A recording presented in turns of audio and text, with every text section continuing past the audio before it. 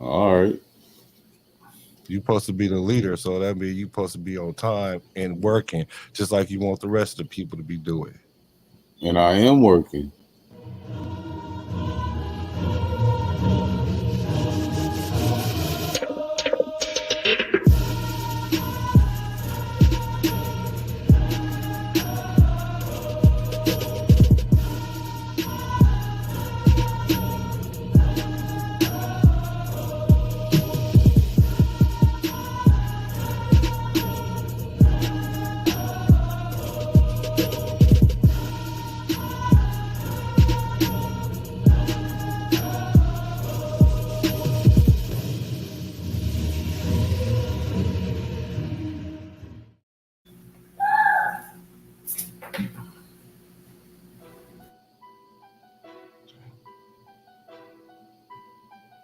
Guess what? Guess what? Guess what?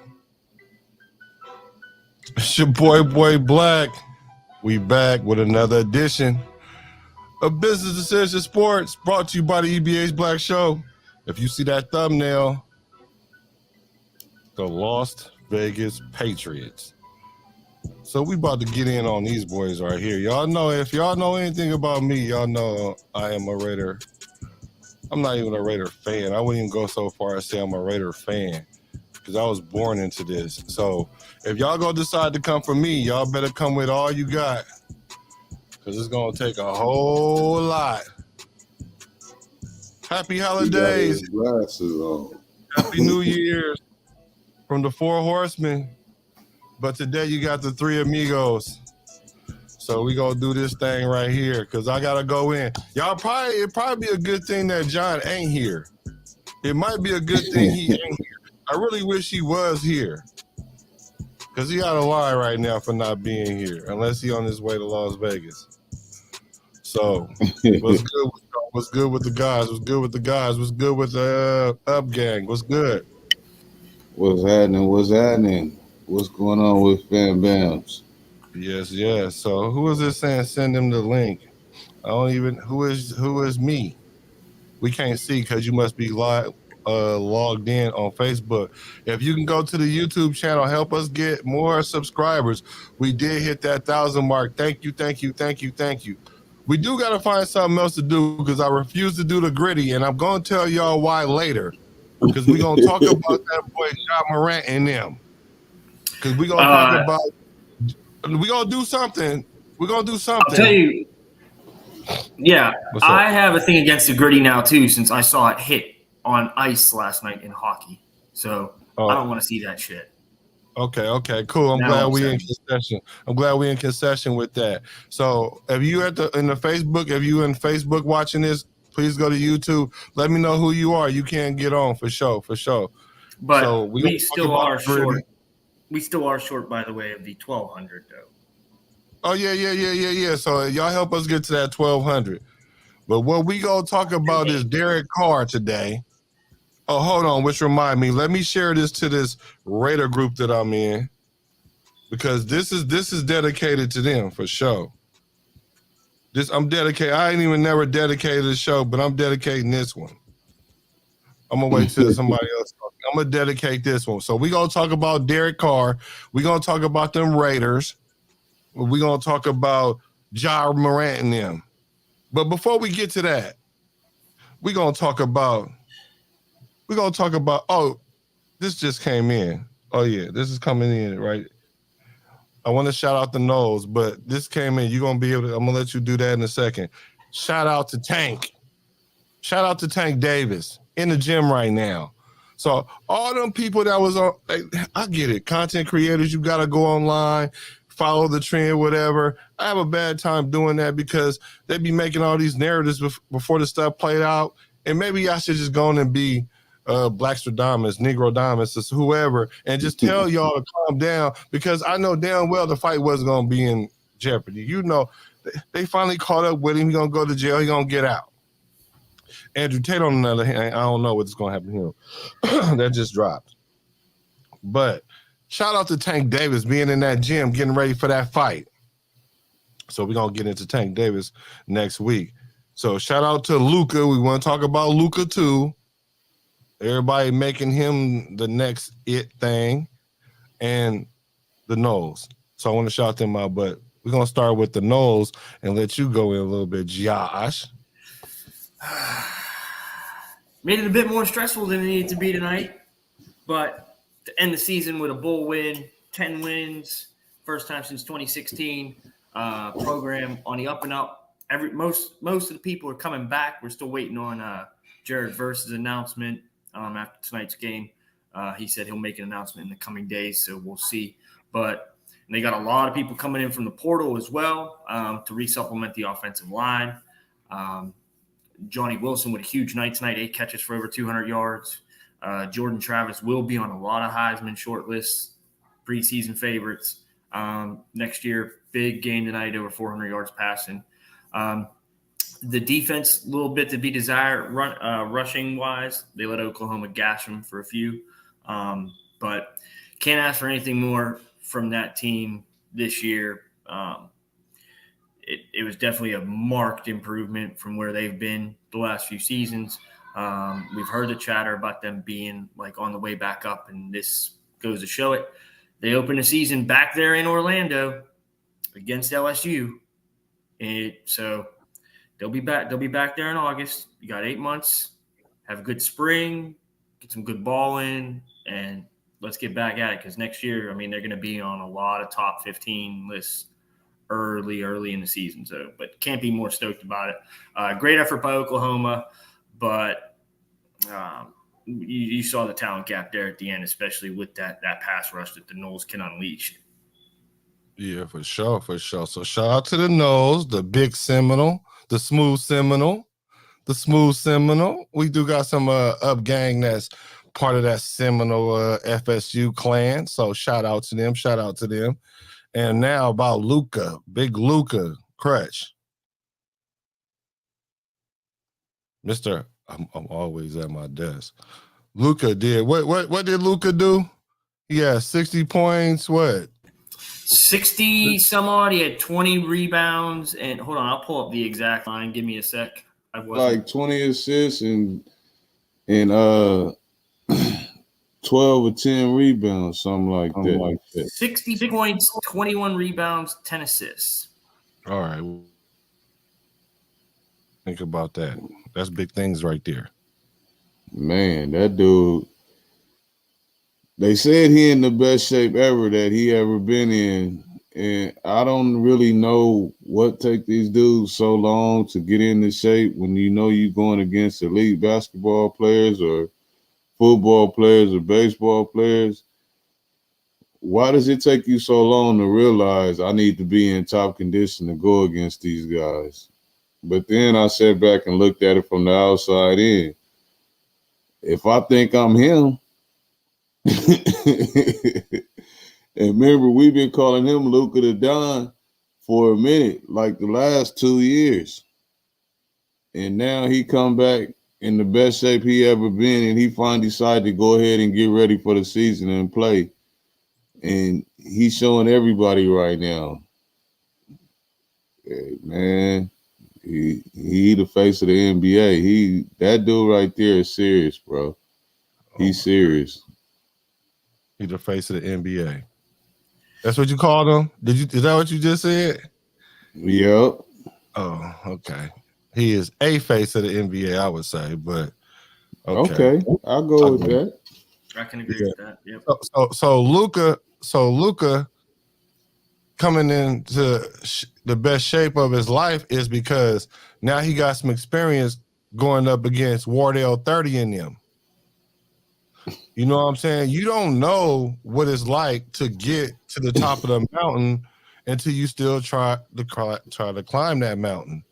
And so they try to get with the Warriors, and the Warriors, they understand. He understands. Did we not forget that Wiggins was catching bodies all on Luka? Did we forget that? We ain't forgot. I'm not talking about necessarily y'all. Well, quit saying y'all. I can say whoever I want. Doing it again. Because it's 1,000 people. I'm not just talking to y'all too. There's at least 1,000 people that's gonna watch this or have the ability to watch this. So stop taking it so kumbaya, chill out. All I'm saying is Luka was that dude. Last year, we knew what Luka could do. He went against the Warriors, and now he understands what it takes. So now he feel like, okay, now I got to get in the best shape of my life if I'm going to be able to play like to the next level down the stretch. And shout out to him, because this ain't I didn't bring him up to give him the business with the Warriors and Wardell and them. Wardell 30. I'm saving that for later when we get at Ja Morant and them, because you already know what Ja Morant and them said. So we're gonna get into that. Shout out to the Cowboys. Look like the Cowboys about to win, right? Cowboys winning. Yeah, they just won. It's done. They just won 27-13. The Titans may screw around and actually still start Josh Dobbs next week against the Jags, because that's winner take all next week. Yeah, we definitely gotta have to break down that next week's set of games, so then that way we could definitely see what this playoffs looking like.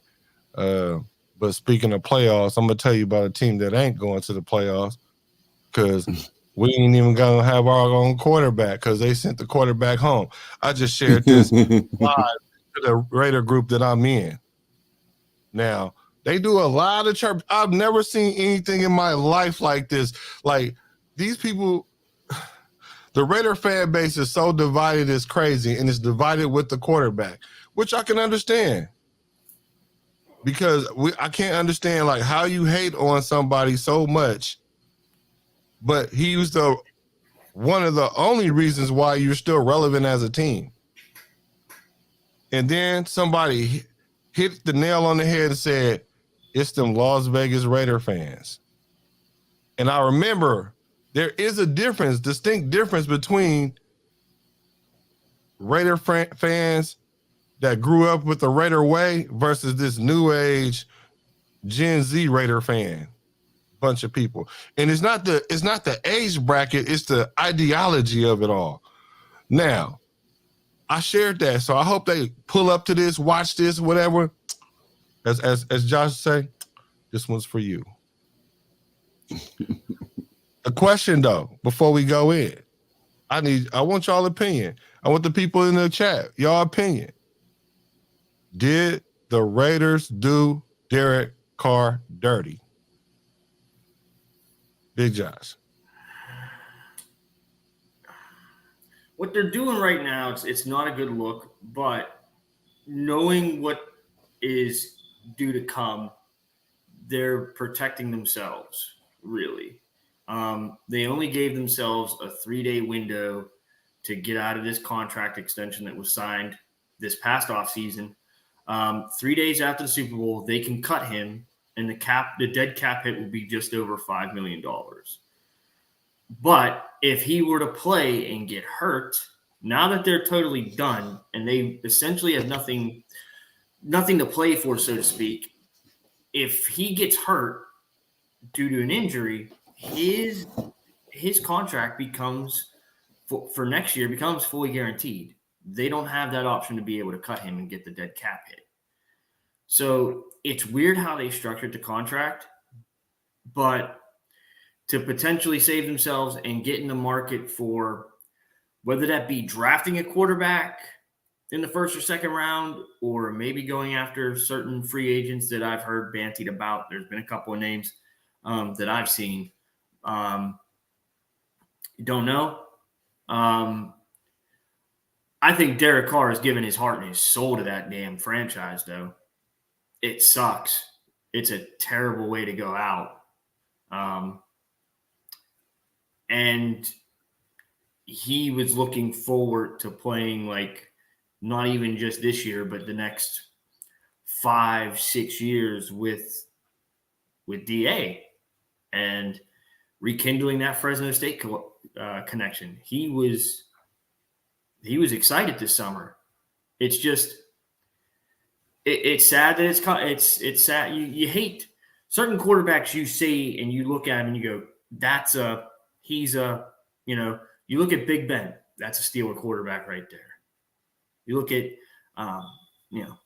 Eli Manning, Giants. You think of these quarterbacks and you just see them with, And when you see Derek Carr, he's been through a shit ton with that franchise. The AB shit with Gruden, the move, all this stuff. He's been the one. Him and the other one that's been a constant. There's only been two. Him and Mark Davis. I would argue, a lot of people go after McDaniels, and I'm not saying that they're not right in doing so. I don't think McDaniels was the right hire, but at this time, it's Mark Davis making the decision. He's essentially, if he's going to do what is pretty much projected to be done come end of Super Bowl, he's picking McDaniels over Carr. He's now married to, he got the new car in the lot, this past summer.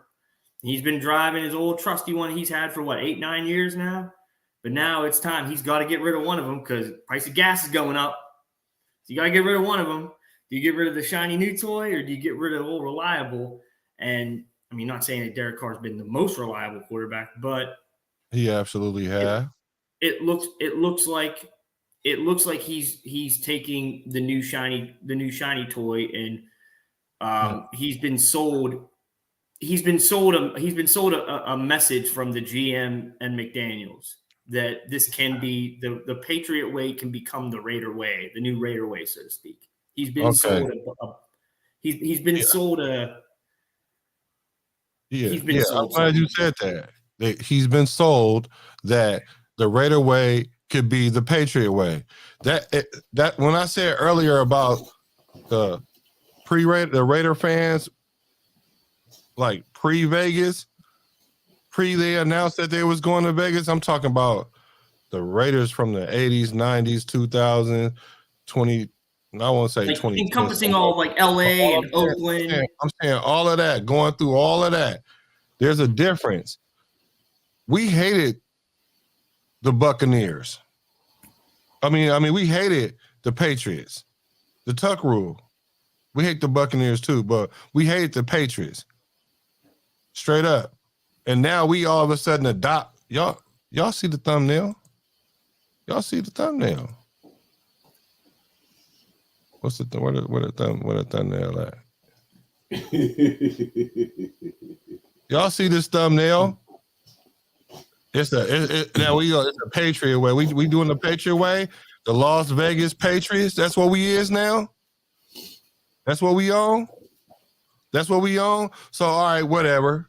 So now Mark Davis so stupid. He don't want to be hands on, and so he just letting the franchise go to shit.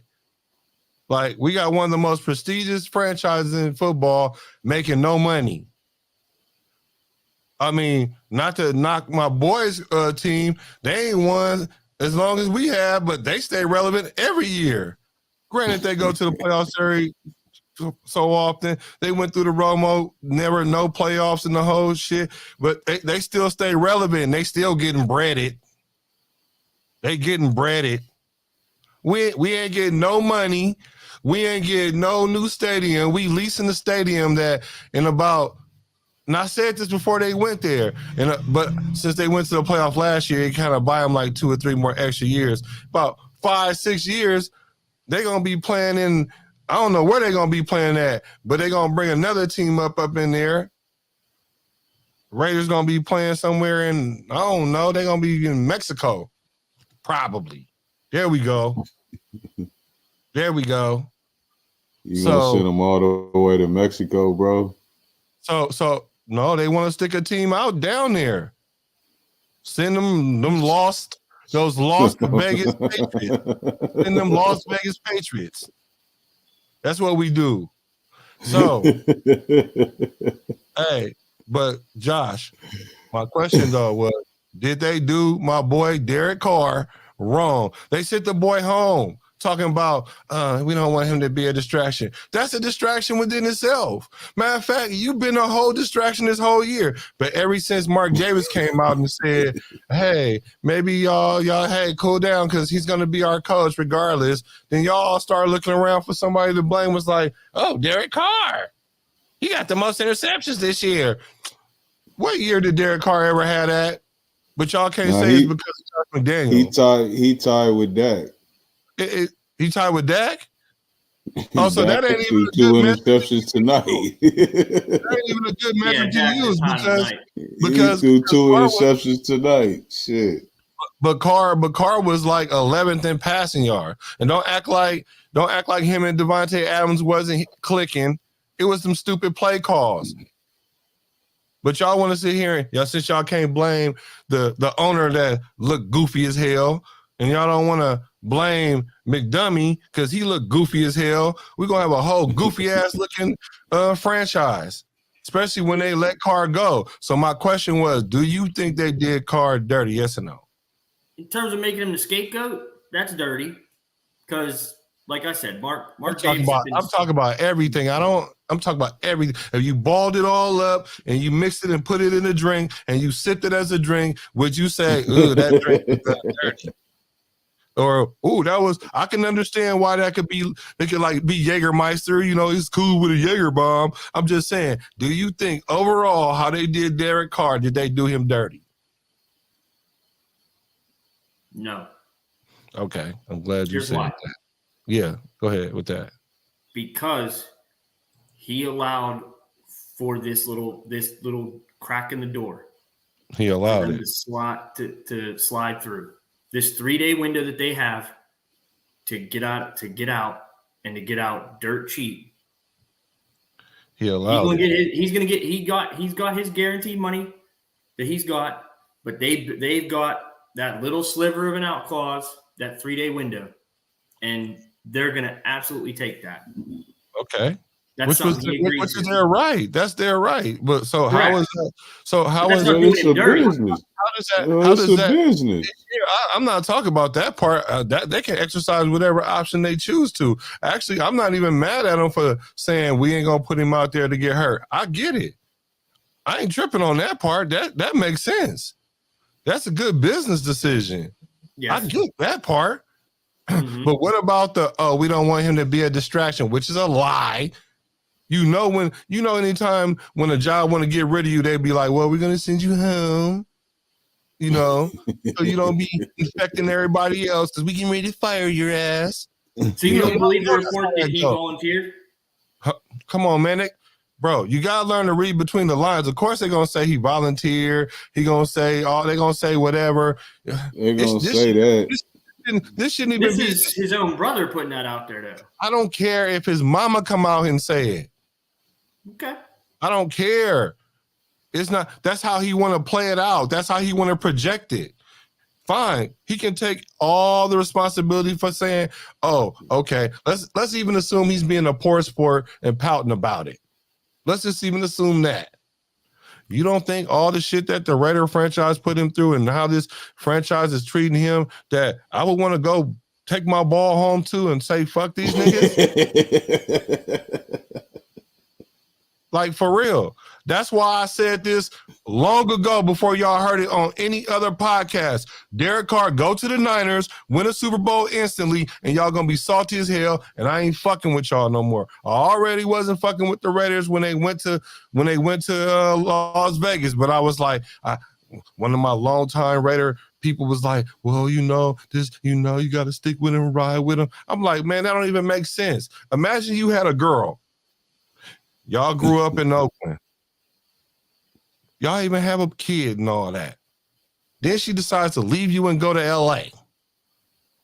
Have another kid with somebody else, win a championship there, and come back. And I'm supposed to love her the same and everything and be like, okay, it's cool. And she was like, well, I want a new house. But I ain't got no money. Nothing to put on the house. And the city like, look, we'll forget all the bills y'all have, but y'all got to come with some money as a down payment. So you go to Vegas. I'm supposed to still love you. Not only am I supposed to love you, the kid that I let you take with me or my family member that you got close to, or however you want to phrase it, now you want to tell them the reason why we ain't doing good is because of them. Really? Really? That's the house that Carr leased, because I will say built. That's the house that he lease with an option to buy, I guess. So, but now y'all just gonna kick him out. And the thing about it is, it's par for the course because this is how they did Jack Del Rio. They messed around and got this Gruden coach that was a racist. I mean, I don't think he was a racist, but he got caught saying some things that could be racial. You know what I'm saying? But regardless of all that, Derek Carr, why like you call him a racist then? Because that's what he's been deemed, a racist. That's so why I don't he got give fired. you the right to call him that if you don't know for sure.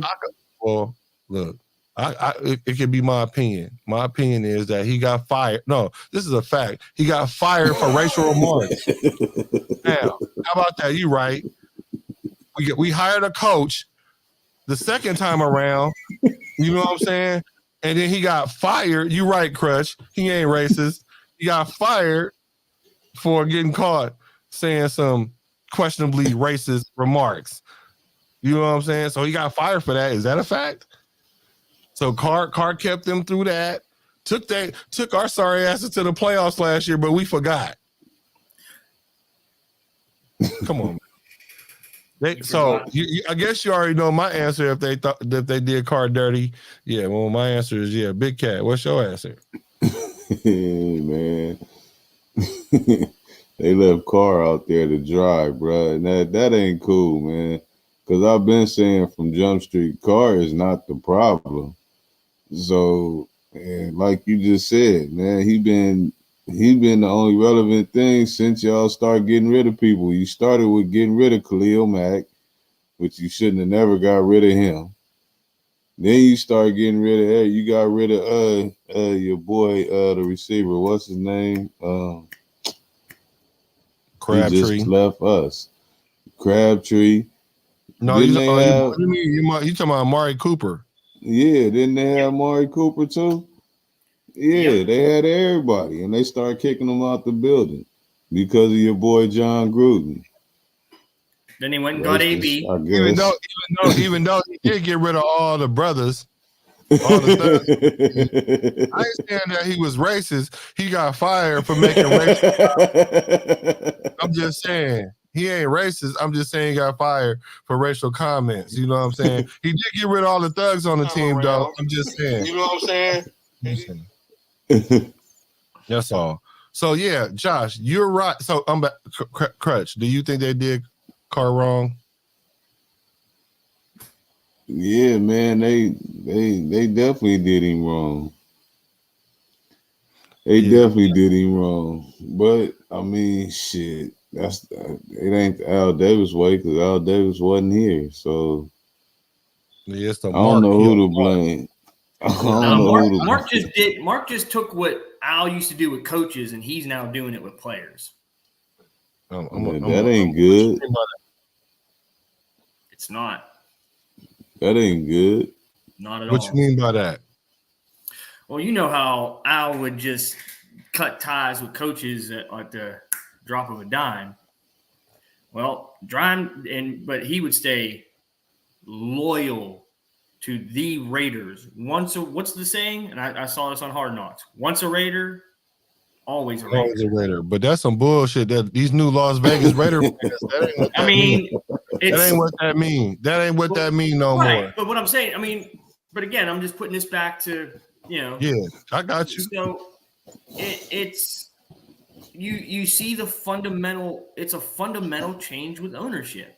Like people thought that Mark was going to be a little quirky with the team, but that the heart and soul of the Raiders was Al. And being an outsider, again, I'm not a Raider fan, but I've heard a lot about. Raiders since the 70s. We know who the Raiders are. You know the Raiders. It's a brand. They're not just a franchise. They are a damn brand all into themselves. We are broke brand. We like pro kids. Let me see what else. What we like. No, I won't say we that bad. We might be like K-Swiss. We like K-Swiss. My K-Swiss. K-Swiss is still nice, but they ain't relevant. That's us as a franchise. Now, I would agree with you. This is it's not like I'm a Kardashian or whatever as they call it. But I will take that though, if you want to classify that. I would agree with you though that he left that loophole in his contract. Because the thing about contracts, if they trying to get over on you, so they might get over on you on the front end, and then you get over them on the back end. So I get it, like, because you're gonna see where the rubber meet the road when certain days come, and this is the first step for Carr as a signal for him to let me get ready to start packing up the kids in the house, and let me look at what teams I want to start talking about going to. Because at the end of the day, he like, okay, I got a no trade clause. They can either waive me or they can trade me. And even if they trade me, they won't be able to send me somewhere I don't want to go, which is leverage for him because he probably been seeing the writing on the wall. We see the writing on the wall. Well, we see the smoke and for some reason don't think it's fire. But we see Josh McDaniels every week with flares and matches in his hand all the time. Talking about, it's Derek Carr. And then this week, he decided he want to say, well, we can't win if we're not throwing right or whatever he said, throwing Derek Carr under the bus. See, Derek Carr, this is why you should have threw his ass under the bus instead of start crying. Listening to Molly and all them talking about, this is what we want to see. He's showing emotion. No, what you should have made a business decision, it should have been up there and be like, you know what? This is a first-year system. It's a complicated system. It's not something that I can't handle, but sometimes I'm not be able to make these adjustments during the plays because we have a certain way that the coach want to call it. Or however you want to say it, however you want to do it, you should have did that. But what you did instead was come up there wearing a hoodie or a jacket, a windbreaker that wasn't Raider color. Granted, it was Fresno State or whatever. You already just looked it off. And so instead of you doing that, you tried to buy into them, got the whole team to buy in because we saw the division coming where we was like, the players ain't feeling McDaniels. So then, but you made the team rally like a true leader as you should. And now you are the scapegoat. Since you're the quarterback, you got to go. And I don't have a problem with that part. I have a problem with all these Raider fans, the way they're so unappreciative. They act like we've been winning championships and playoff games. We ain't won shit since Gannon and them, and we lost in to Gruden and them, doing things the Raider way. And this is the stupid things that we do. And it come back and bite us in the ass every time. So don't give me nothing about, it's unimaginable for him to go to the Niners and win a Super Bowl. Yeah, that would be the ultimate slap in the face. He probably won't go nowhere in the AFC West, but he might be in the AFC. And we will talk about later some places that he will land because I do want to get on this Raiders as a franchise. Go ahead, bro. It's just like I understand what you're saying, and what Derek Carr could have did in that press conference, though, even after the Steelers game was, I mean, look, we got the leading rusher in the NFL, and I don't know why he's only getting the ball 16, 17, 18 carries. Like, why when we have a lead, in the second half, why are we throwing the ball 20 times in the conditions that we were in? I mean, it's not that I don't think I can make the throws, but I mean, our number one priority here is to win. He could even come out and did some underhanded like that, but underhanded my ass. I think. Well, yeah. I mean, but some people because I mean, like, let's be real. Derek Carr don't throw in them conditions. Yeah, he might overthrow it. Okay, he didn't make a bad decision. It was the execution of plays. Okay, let's put that game on him. Let's even say Derek Carr had a terrible season this year. Period. If you look at his whole resume, you see that he flourished the more in the second year of the system. You know what I'm saying? Oh, this coach get fired. Here come another system. He do okay then, and then whatever he wasn't good at, the next year he improved in that. And then we get to Josh McDaniels, not McDonald's, and then all his stats just blow out the water. Like, y'all don't think it's the coach? Y'all know it's the coach. That's why y'all the lost Vegas Patriots. The Las Vegas Patriots. Because y'all lost. And I don't care what nobody say. I've been a Raider fan probably longer than most of these fools been breathing. So y'all don't know what it is. In this new Raider way, that's this Patriot 2.0 way. What is Josh McDaniels and the Raiders doing? Because now I'm starting to hear stuff about TB12 coming there because he know the system, which makes sense. Big Cat Crush 19, like, oh man, he need to retire. But I mean, like, they lining it up like the stars. Like I even seen Pat McAfee. He even straight up asked the question to Lombardi, one of his family members on the coach's staff of the Raiders, that's already throwing Carr out there to dry already, like Crutch said. Like, well, you know, yeah. So I'm under the guys that I could never fathom Tom Brady being a Raider quarterback, and y'all telling me that they lining this up and we okay with this as a franchise record label crew and as a staff? Come on, man. What is we doing, man? But then again, like I say, it's par for the course when it comes about them Raiders.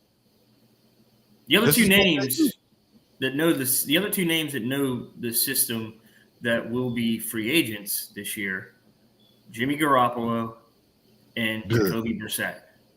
Oh yeah, I ain't worried about Brissett. We can send trade Garoppolo for Carr. Do that, Raiders. Trade Garoppolo for Carr and Trey Lance. Whoever else they want. Y'all better, bro. I'm telling y'all, look, I'm not a Niner fan. I don't even like the Niners. I promise you this. It was a time back in the day when they had Rice and Lott and Montana and all them. I ain't gonna lie. When it came to us, I couldn't stand them, but when it came to everybody else, I was a Niner aficionado. I'm not an aficionado, but I was bang Niner gang. I'm about to say, so you were bang, you just weren't Niner gang. No, I was not. Don't try to do that. No, he was bang Niner gang. They wasn't even bang Niner gang, because back then bang Niner gang would have meant something else. Bang Niner gang. You would have meant something else. Something you get counseled for now.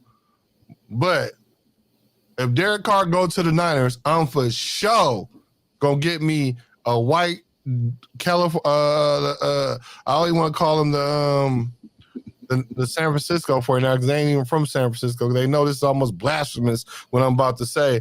I'm gonna get me a Derek Carr jersey. I'm gonna get a Derek Carr jersey. I'm gonna get the white one for sure. Because this is gonna be just have one made. I'm gonna get one somehow, some way. Because this is the ultimate slap in the face to the Raiders. And I'm only getting one just to show y'all that I'm light years ahead of y'all already. That's why I'm doing this. So, what is Josh McDaniels and the Raiders doing? Do you think it's possible that maybe Tom Brady can show up to the Raiders, or at least turn the Raiders into the Patriots 2.0? Man, Tom Brady needs to retire. So I don't know what Josh McDaniels trying to do. Who is y'all's GM? What's going? See, did y'all GM come from over there too? That's what y'all need to be asking yourself. You know, yes. The answer is yes. So y'all got the GM, the offensive coordinator. Yes. And now y'all trying to get Brady. Yeah. All that. Man, y'all need to stay in Vegas. Y'all completely lost, man. Y'all lost as a franchise right now. What the hell? Y'all really trying to duplicate the New England Patriots? Yes. That's terrible. That's a bad business decision. And if you look at the thumbnail with the Trojan horse on it, they didn't I've seen it. We talked about it. I'm not talking about you. I'm talking about the people that's watching it. If you watch the thumbnail, you will see that they had the Trojan horse. The Trojan horse, you see it? It got the Patriots crossed out. Right there in the corner. Right there in the corner. We so stupid. We got the Patriot crossed out and got the Raider logo on a horse's ass, because that's how we acted. If you look at And if you look at Crutch left shoulder, you see Tom Brady over there, but they talking about bringing Gronk too. Now, if they bring Gronk, I don't think personally that he would want to come to the Raiders. They don't have no defense for one. Man, Gronk is really retired. He done. Man, you got Darren Waller. Stop. What do you mean? Do you not remember when Gronk started? He was playing with rest in peace Aaron Hernandez. That's the Gronk was a lot younger too at that time, bro. It don't matter. We talking about the system. That ain't, man. We talking about the system, and you can say what you want. A 2 tight end system, they will run that. So I'm not saying that this is true. I'm just saying that it's an option, and you can't say that it's not, because I promise you, Tom Brady is not retiring this year. Tom Brady did not leave his chick in order to retire 4 months later. No. He gonna run it to the gas, run out.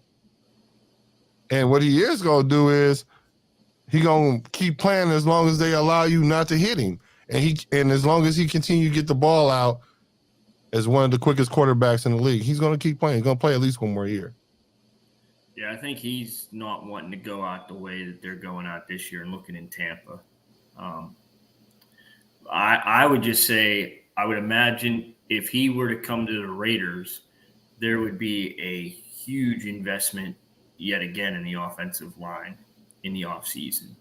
That would be probably his number one, because I mean if we're gonna do comparison to the system and everything, they've got their version of Wes Welker there. They've got his security blanket. Hunter Renfrow can be that. He's got his stud. He's got DA. He's got a tight end that's Mr. Reliable that can crack open the middle of the field, Darren Waller. And assuming he comes back, they've got the league's leading rusher in Josh Jacobs. He's got an outstanding offense around him. The question is, as you said, as long as he doesn't get hit, I would imagine they would do. I'm not up on the Raiders' cap situation and everything that they've got going on with the offensive line, but I think one of the things that they would want, that I think Brady would look at, and he'd probably tell old Josh on the phone or by text or whatever, is what's going on with that offensive line, because I can't lead y'all to a championship if I'm not standing up. Even though he's getting rid of the ball quick, he's taken. I mean, that game against Arizona this past weekend, he's taken. I mean, J.J. Watt retiring, by the way, going out as a Warrior, but I mean, J.J. Watt and them boys were getting after him. He was getting thumped on good old Christmas night. He was getting hit, and we all know Brady don't like getting hit. Yeah, and he ain't gonna be able to survive if he keep getting hit. But you're right; they probably gonna have to shore up that O line. I don't really see him coming, but I mean, that's the best case scenario. Worst case scenario, they're still trying to create this Patriot way in Las Vegas. And for me, like when you have a team like in Vegas, you gotta kind of have a Patriot way, but it ain't gotta be the New England Patriots way. I don't understand how come we let the Patriots infiltrate our franchise. But then again, like I said, it's par for the course because we did Marcus Allen like that, Jack Del Rio. Oh, shucks. Khalil Mack, the aforementioned Khalil Mack. Oh, yep. This is beautiful, y'all. Hold on. Let me set this up. But they absolutely are infiltrate. It sabotaged the season for sure. But hold on, y'all. Hold on. We got. Can I propose a different alternative though to Brady? I know you've chastised me for it in the past, but just hear me out. Okay, humor me a little. No. No, hold on. Let me make this intro real quick. Okay. Let me make this intro right quick. You know you fucked up, Woody, don't you? Come on with it. Baby powder. Smell that is. You changing diapers?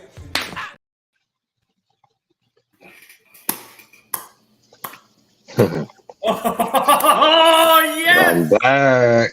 The Yes, main sir. event! Yes, sir. Yes, sir. So, buddy, old pal. Now, what up, Great Beard? What up, gang? What up? What up? What up, Macho Man Randy Average? What's up, Miss Nikki from the O? Yeah. So, Merry Christmas. I do want to hear what you're gonna say, Josh, but this is the reason why I said I want to hear it now. I'll happily concede the chair. So the first question I did ask was, No, let Josh say whatever he wants to say, because I'm gonna burn this whole bitch down afterwards. No, we already ready. I've been setting the kindling all around the fire. All you gotta do is accidentally spark something. That's all it takes right now at this point. Because I just started cooking, boy. I'm telling you. And he want to tell us, and I have a segment for that when I'm going to talk about where Carr land. I'm going to also talk about where the Raiders should go as far as quarterback, because it's Stidham, or as they called them in New England, Studham, is he the one for the Raiders. So I'm going to get into that. So hold on to what you're saying. I just wanted to cook right here because the wood is ready right here. Big John, did they do Carr dirty? That's the first question. And the second question is, what is Josh McDaniels and the Raiders doing? Are they turning us into the Patriots 2.0? Y'all should hit the like button before this can go. I mean, the second question is laughable. I mean, the Patriots 2.0. I mean, we got 2 decades of ineptitude and whatever else. But as far as I mean, that's just what they did. Throughout, I mean, I had my feelings throughout the whole season. I mean, that's about as dirty as you can do somebody. I mean, somebody that had to stand up there week after week with, with, Marcel Aitman on the left side and Keelan Doss on the right side, and let's make our fullback a tight end, like all that nonsense. And that man had to take it on the chin and smile every week and tell everybody it was going to be okay. And then you go out and, you get them. now, and I'll say this too. I'm not giving Carr a pass and say, and I'm not going to sit here and say that he could not, or I'm not going to say that he shouldn't have played better.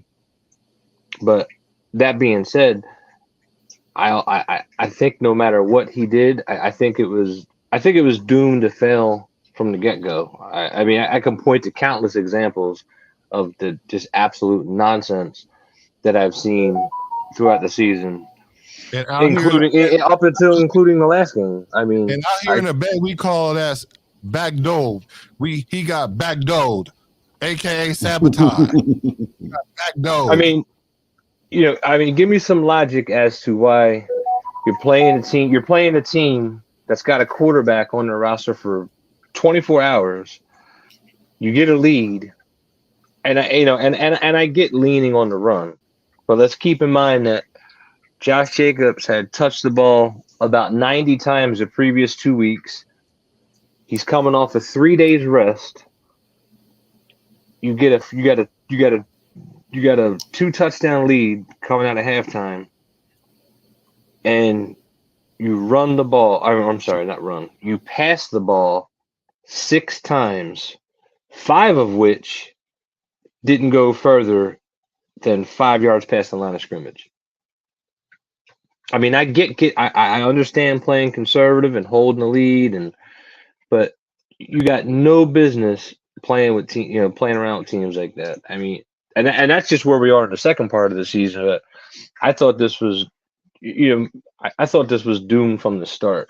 I've been pretty upfront about how I felt about the whole Josh McDaniels thing from the get-go, and everything that I thought was going to happen has happened.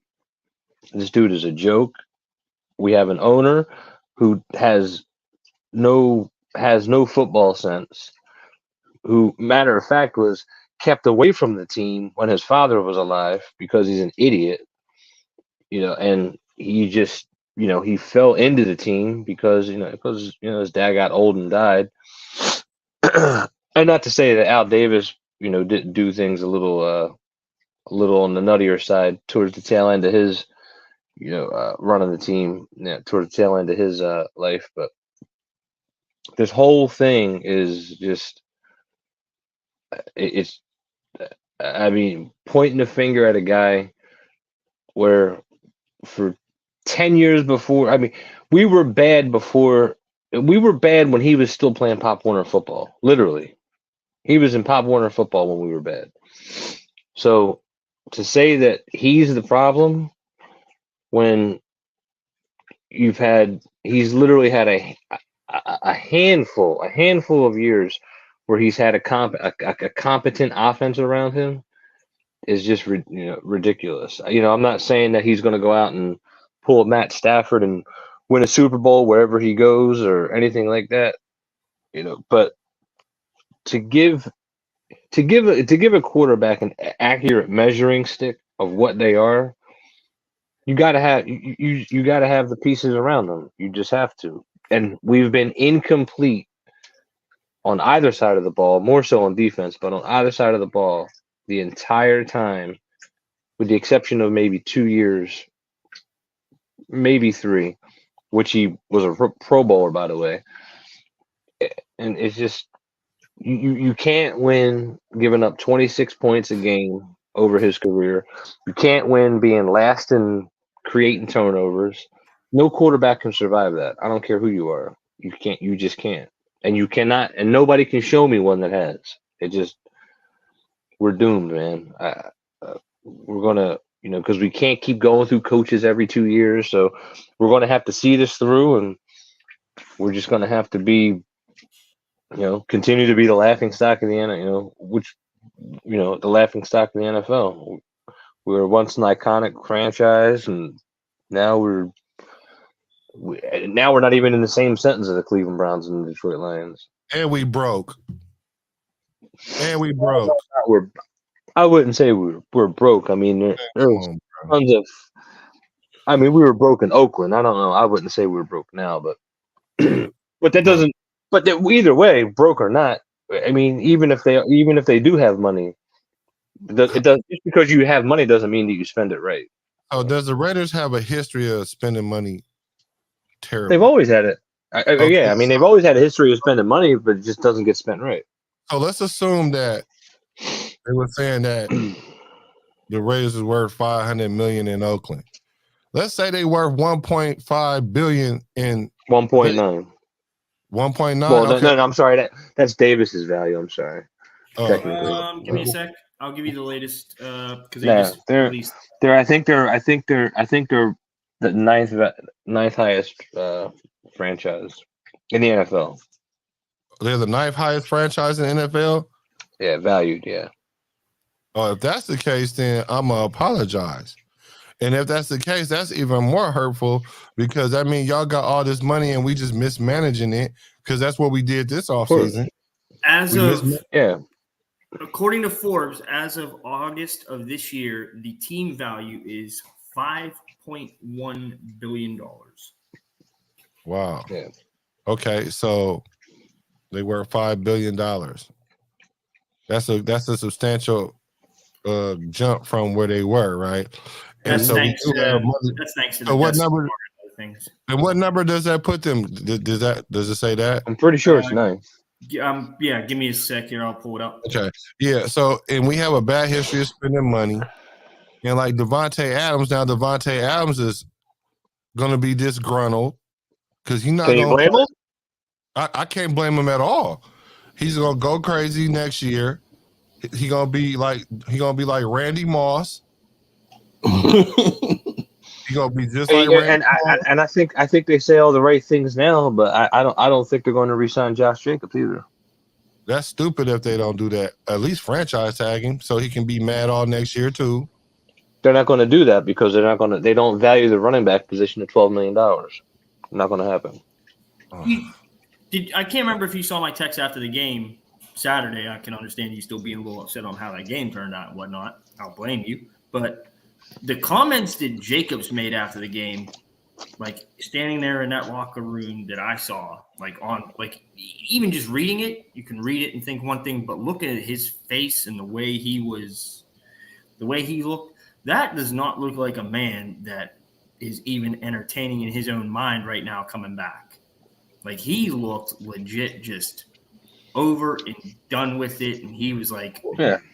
Well, I mean, I seen what he said today. That he wants to be here next year. But you know what player? Yeah, I mean, what player? How many players can you count that have said with 2 games left to go in the season have said, "I can't wait till we get to free agency so I can explore my options." Nobody says that. Right.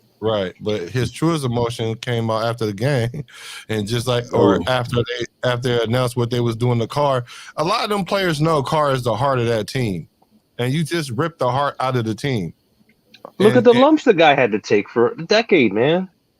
And nobody else had to take them. And now Josh McDaniels is running around like, oh, I have full confidence in him because he's been talking about Stidham or whatever, because he's been doing this and he understands that, and it's going to be no. And watch, the dumb play calling is going to stop. Watch, I can almost guarantee. Oh, you mean? So wait, are you trying to say that on fourth and 1 with the game on the line, we're not going to see Josh Jacobs at fullback and Devontae Adams at tailback? We're not going to see that no more? No, we're not going to see that no more. We're going to see the slant that we all been trying to see all year. We're going to see the back shoulder throw in the end zone to Devontae that we've been asking for all year. You know what I'm saying? So we're not going to see the flea flicker 3 weeks in a row? No more of that either? Probably not, but he going to do it one time. You know what I'm saying? Because he is goofy. How about receivers running into each other because they don't know where the hell they're going? Oh no! Because all of a sudden our skill players forgot how to play football too, not just Carr. Not gonna see that anymore either. That still might happen though. That part might still happen. Dude, we got 3 1,000. We have 4 3 1,000-yard pass catchers and then a 1,000-yard rusher, and these guys are confused. I mean, come on, man. Yeah, be serious. Yeah, so let me see. Graybeard say the GM, the head coach, the OC is failing the Raider Nation. That's it. And you're not even a Raider fan. You looking from the outside looking in and know that. And we all know that. But for some reason, these new Las Vegas Patriots fans decide they want to be mad at Derek Carr because he's the easiest target. And I'm like, y'all was just jocking him last year when he went on a streak to take us to the playoffs. All right. Miraculous run to the playoffs, and they dispose of him for the shiny new toy. Y'all want to keep the mirage of Patriots championships, which didn't the Patriots win when McDaniels wasn't there? Do I remember that correctly? Didn't they won with and without him, and he has no bearing on the Super Bowls. Right. But you see, that's what he's selling, though. He's selling this illusion. Yeah. And Mark Davis is buying into this illusion. He's goofy. That he sees. I'm not saying it's not. I mean, we everybody goofy up in there now. I mean, that man got his hair cut by a Flowbee. Everybody goofy up in there, including the fans now, and that's why I damn near need out. Tom Brady has won without him. He won when Charlie Weiss is coordinator. He's went elsewhere and won. It ain't because of Josh McDaniels. You know what? I don't even want to say that. You know, that dude. He may very well be a good play caller, but how many times have we seen in the NFL where guys are good play callers, but they don't make good head coaches? It happens all the time. Yeah, because they got a lot more. They got a lot more responsibilities as being a head coach. Absolutely. And if you don't really know how to delegate that responsibility, then and you still trying to call plays, that's not going to work. Yeah, and we've done it once. They did it once with him. He's been retreaded. And name me one. Just name me one New England assistant that's been a successful NFL coach. And while you're doing that, I'll name you 10 that didn't do it. That couldn't. including Nick Saban. Right. Yeah, but Saban barely counts. But he's stuck at the pro level. Yeah, what Josh McDaniels needs to do is he needs to delegate the position of the head coach part. and then just be the offensive coordinator part. Well, he sits there and talk. He sits there and talks about how it starts with him, right? He's holding Derek Carr accountable. And he talks about how he's got to call better plays. So Yeah, see, why isn't he relinquishing the duties of the offensive coordinator? Yeah, I'm not liking how he's doing. And if I were, and shout out to On the Mark, y'all need to look on our channel, subscribe and like, and make sure y'all subscribe. On the Mark made a point. He said, he did the same thing when he went to the Broncos. You know what I'm saying? Ran Brandon Marshall up out of there, ran the quarterback up out of there. Got rid of Cutler and drafted Tebow when no one was even thinking about Tebow. Like, Tebow was just like, all I need to do is hear one team call my name. I don't care what round. That man went and got rid of Cutler and drafted that man in the first round. And told the team in the locker room, don't worry, guys. I can make a high school quarterback an all-pro. Yep. Quote, end quote. And let me tell you how stupid we are as a franchise, record label, crew, and staff. We announced the shit enough time for the Niners to be like, oh shit, Carr ain't playing? Scratch this shit. We gonna run up a plan right here, even with our backups that's gonna make this boy confused right here. But like I said, I wouldn't be surprised because this is NFL is entertainment, not a sport. I wouldn't be surprised if the Raiders win this week because Josh McDaniels calls the best game of his life. Ain't gonna happen. We're a double-digit underdog at home with Mr. Irrelevant quarterbacking. Ain't happening. Put that in perspective, huh? Graybeard say, dude cannot call plays. They could have stuck with last year's playbook and performed better this year. Excellent point. Excellent. They could have stuck with last year's coach. The team was self-sustaining. With last year's coach. Shit. I said that. The team was self-sustaining. They won without a coach. And that's because Derek Carr was leading them. You can say whatever you want about, Gruden's picks because he missed on them. He missed on a lot. But he still built a team that could play at a competent level. That, in spite of its shortcomings, managed to make the playoffs. I mean, you can't take that away from what that team accomplished. And they got better every year under him. Every year. And then they go and add a fucking future Hall of Fame wide receiver, a top wide receiver in the damn league. You would think it only goes up. So who has no drop off whatsoever, mind you. Correct. So what else has changed? The answer is staring Floby right in the face, but he don't want to acknowledge it. And he's just like, he hears what McDaniels is whispering in his ear, and the GM is whispering in his ear, and he's bought into what they sold him. And that shit rolls downhill. Yeah, like I always say, French Super Bowls are won, championships are won from the head office down, not the player up. And so, look, I don't care. Look at how we are handling everything as a franchise. It's just pure stupidity. And it's to the point now that we have Patriots in all up that they Trojan horsed it. That's what they did. Because now they even saying the right things. And us as Raider fans, has been Raider fans before all this glitz and glamour, which is fake. We can see like that's not authentic. We can see through Josh McDaniels. And the other thing is, let's not act like the Patriots in the last few years have been world beaters either. They haven't been. The Patriots, they've been okay, but since Brady left, bro, you can't take nothing from them because really the Patriots was the worst franchise in football. And now, sure, they're not having the success ever since Brady left and all that, but their way is sustaining them as a franchise. Like, they're not about to turn into the Raiders. But I'm not talking about that. But what I'm talking about is what has been sold to Floby. I'm calling him Floby because that man got his hair cut by a Floby. If you don't know what a Floby is, Google it. Yeah, Google it. You'll catch on right away. That man looked like he had a bowl just popped on his head. Anyways, he's been sold something that hasn't been good it's been okay. But do you really want to be okay? Is that what we're looking for? You're wanting to just get to okay? Like, there are teams that would be acceptable with okay right now. Detroit, they at least have a path that they're looking okay right now. And they've been moribund for years. But, like, shouldn't and it's a big buzzword in Pittsburgh, the standard is the standard, because, Mike Tomlinisms and everything. But, like, you look at the teams that have been the most consistent in this span.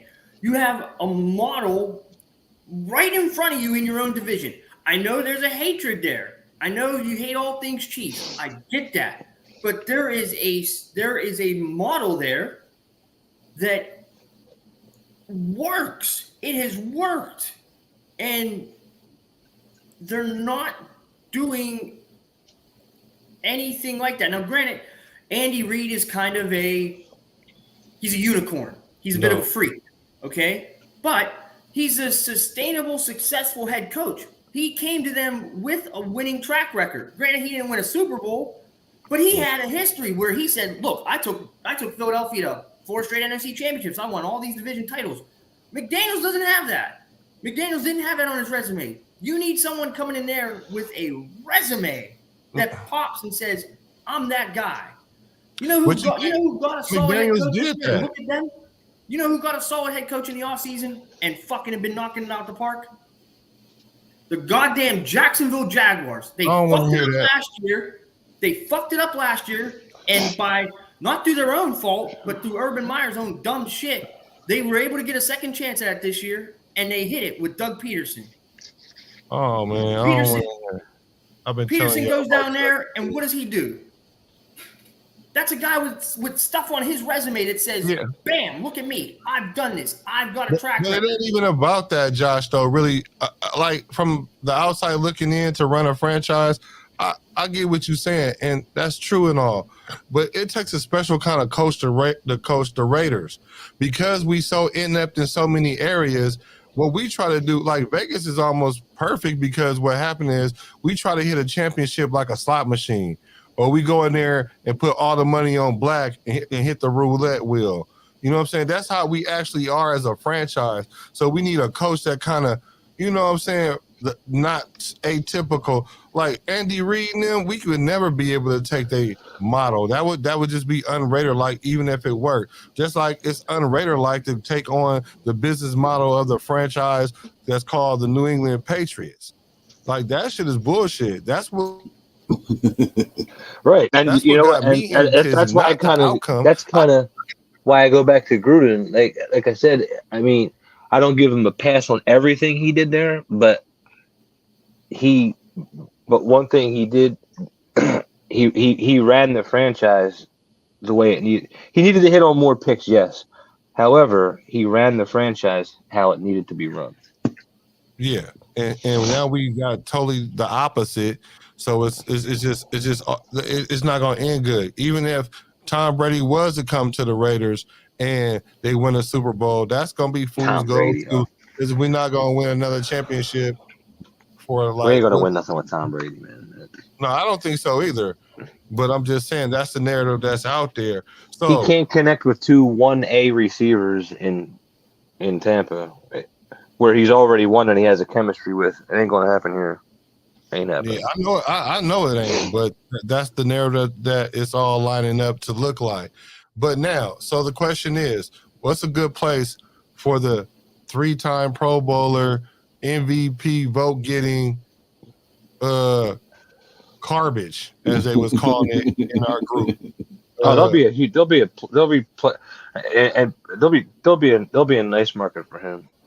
A very nice market for him. And New England will be one of those possibilities. You watch.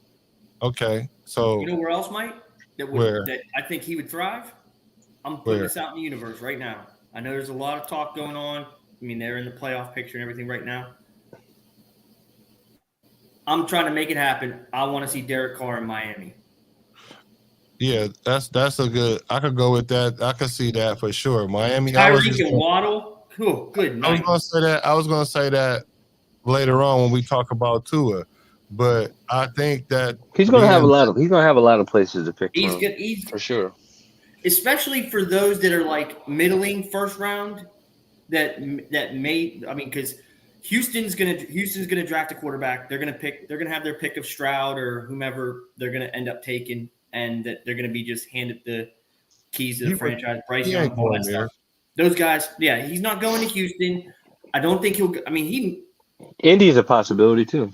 Indy, and Carolina, He gonna because Carolina has he turned gonna go around. somewhere that got a team that's ready to go.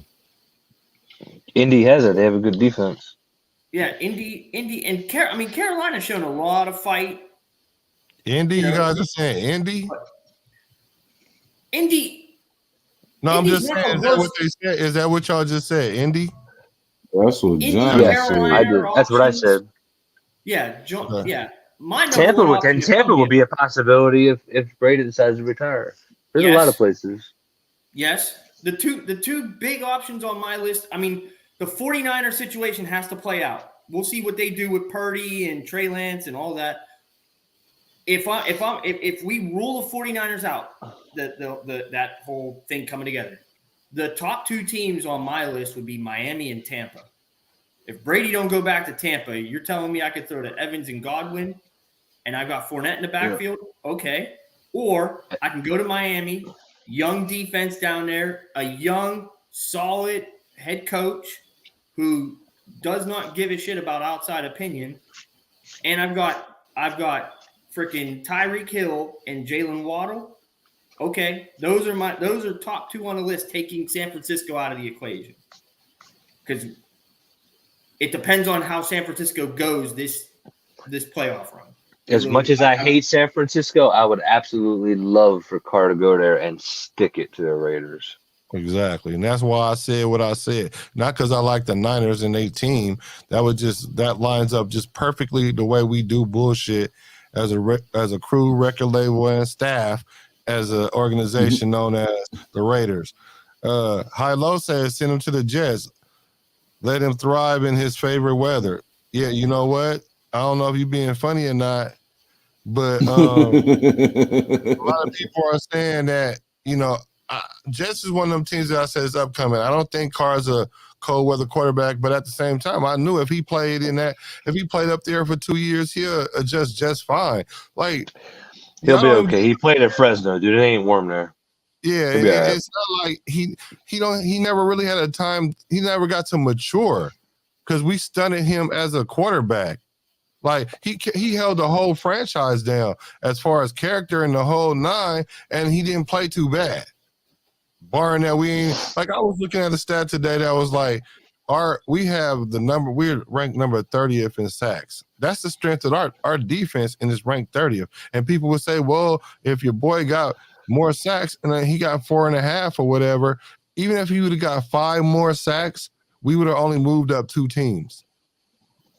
So I'm like, it's a whole bunch going on, and they blaming Carr, but I think it's going to be a bunch of places Carr can go to. Miami. He could go to either New York team, to be honest. Either New York team. Giants are out on Daniel Jones. He could go to Detroit. Like if Jared Goff don't stay anywhere, he can go anywhere. He's gonna have plenty of suitors. Plenty of suitors. Let me see. Absolutely. Well, Detroit is out. Jared Goff ain't going nowhere. But Seattle's another place. Seattle's another one. I mean, there's gonna be plenty of places. Plenty. Yeah. So should the Raiders sign him and trade him? Seattle ain't wrong, but Smith. But at that point, all the leverage is in Carr's hands because he has a no trade clause. Waive it, right? But they still can get draft picks. But they still get draft picks, and and then just make sure he goes to a good team that he want to go to. That ain't hard to ask for. Yeah, but honestly, there's part of me that wants him to retire and stick the Raiders with nothing, because that's what they deserve. And he has said that he did say that he would be a Raider for life and he'd rather retire. Well, he has said that. He has. But now that the way Mark Davis the way he did him, that goes out the window now. Oh, I'm not saying he came out and said it this week, but I mean, he ain't done playing. I don't care when he said it. I know playing. I know when he said it. He said it when he was going through the contract talks. I understand that. And even for me, I was born a Raider. I thought I was going to do like my dad and die a Raider, but damn near, I'm like, damn, this is like a dysfunctional, toxic relationship. This is crazy. It's like, it's crazy now. Like, I already stopped watching football for a couple of years altogether. Once the Raiders decided they was going to go to Vegas, I was cool. But I got talked back into it because I was like, all right, cool. Let me watch this car crash. And little did I know, I didn't know car was going to crash. Wow. Because that was the one person that held the franchise down. But Carr going to have a lot of suitors. The Raiders, are they going to win this week? No. Nope. Hell no. 9 in a row for the Niners. They're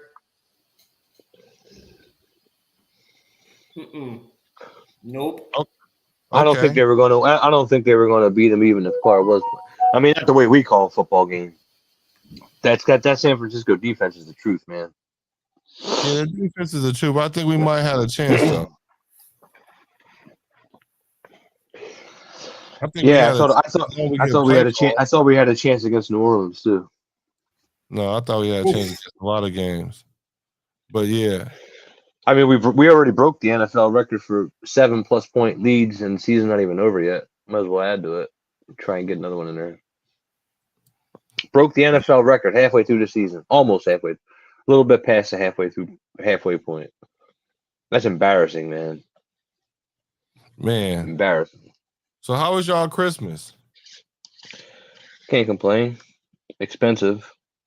Oh wow! Somebody had a good Christmas day. Well, I know Black Jesus, the new Black Jesus, didn't have a good Christmas because they did all that talking, but then they end up losing because they went into, and not only that, they played a team without a Wardell 30. He didn't play. Wiggins didn't play. And they was dancing up and down the corridor, getting juice and all that. Because remember, Ja Morant and them was saying, it's a rivalry. And I'm trying to understand how it's even a rivalry when y'all not even like won nothing yet. And that's the same thing. The hammer and the nail. Wait, Morant said that? It wasn't. Wait, I thought it was against Cleveland.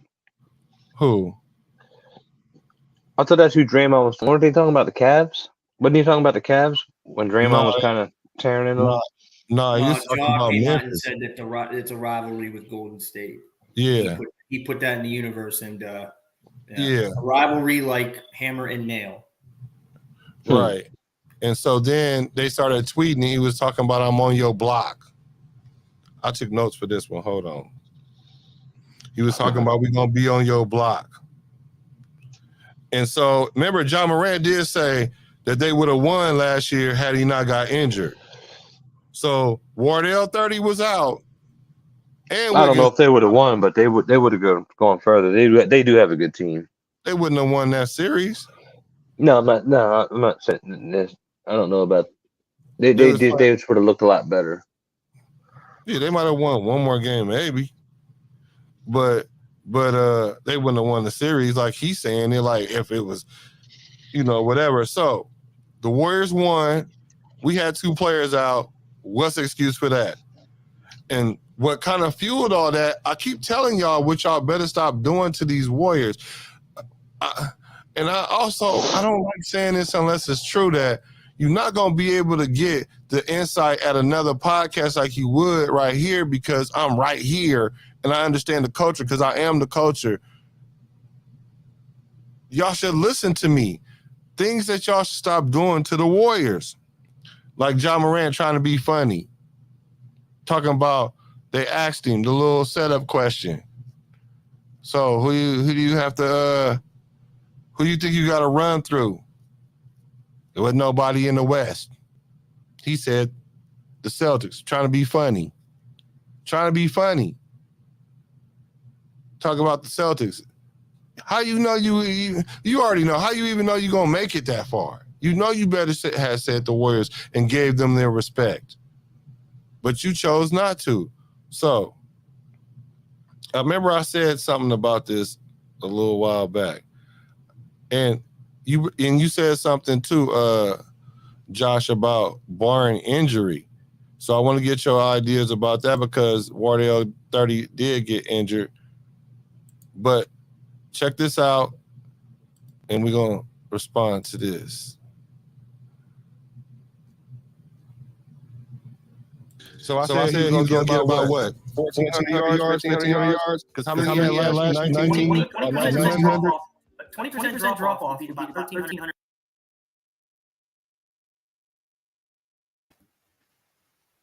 But you only got like two more stops after this one today. This game, they said the season starts around then. They don't really kick off, and it don't get serious until after they like Christmas.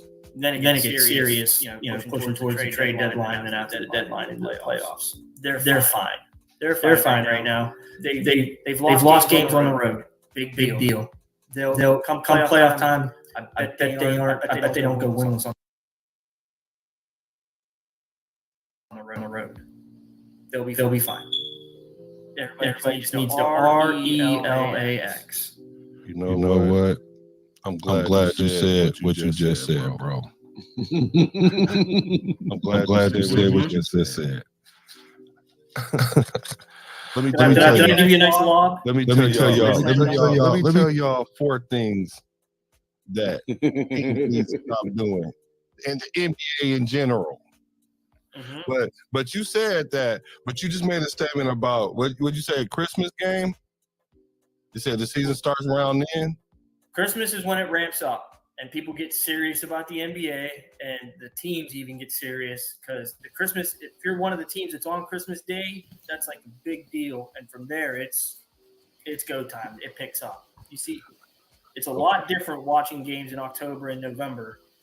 When you watch Christmas Day, and then you watch from there moving forward, you see totally different basketball.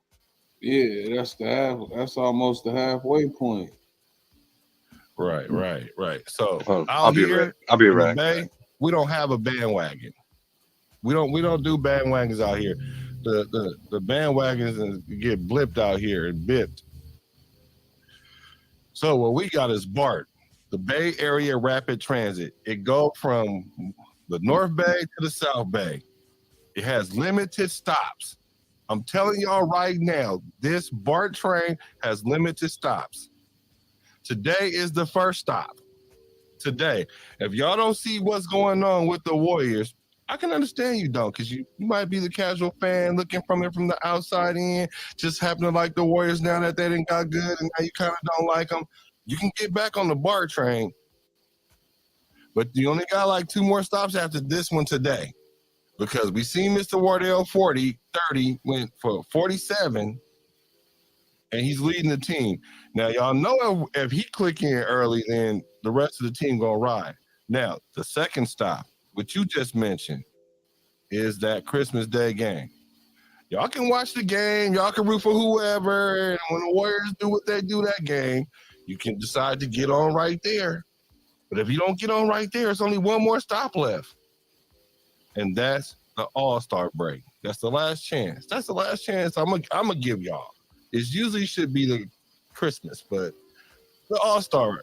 If y'all ain't on by the All-Star break, I ain't trying to hear it. So let me tell y'all 4 things that need to stop happening, what the teams need to stop doing. Teams need to stop laughing so much when they come talking to us. They always got jokes. Let me go to the thumbnail. Let me hit the thumbnail up for y'all. Teams like Ja Morant and them be laughing and doing the gritty and chuckling and all that. See that red arrow up there? Well, boy, laughing when Steph got that foul. I mean that tech last night. They thought they had something right there. They thought they had him out of this game. Look at Steph. He looking at the bench. They talking. Teams need to stop laughing. They need to stop everything. They think it's funny, and what's end up being funny is they lose. People need to, number two, people need to stop hating on the Warriors. Stop trying to find every kind of little way to make us not be who we are. Y'all forgot who we are. We won a championship, and now y'all trying to make us something that we ain't. Like Josh say, I feel you. Y'all trying to make story headlines early in the year. The Bay ain't where it's at. Let us be who we be. We can lose 10 straight, and we're going to, like you said, we're going to go to the playoffs, whether we the 8th seed, the 1st seed, the 2nd seed, it don't matter. In Phoenix, y'all having problems. Y'all think y'all ready, but that's a whole nother conversation. Number 3 thing, remember I mentioned Ja Morant earlier. Ja Morant need to chill out on his, if I wasn't hurt, they would have, yeah, if it was a 5th, we'll all be drunk. If Crutch was in Altadena and played the lottery, he might be a billionaire today. So I'm not trying to. Ja Morant, whoever else think they can get with the Warriors, stop talking. Because y'all only fuel us when we do that, when y'all do that. We thrive off that. Why do you think we don't have a problem with Draymond socking Poole in the mouth? Because when you talk too much, then, you know, you're going to have to back it up. And the last thing, this is for the refs. I know y'all don't want to give Steph Curry 4-point plays all the time, but come on, man. Y'all got to stop this. Y'all give LeBron calls. All LeBron.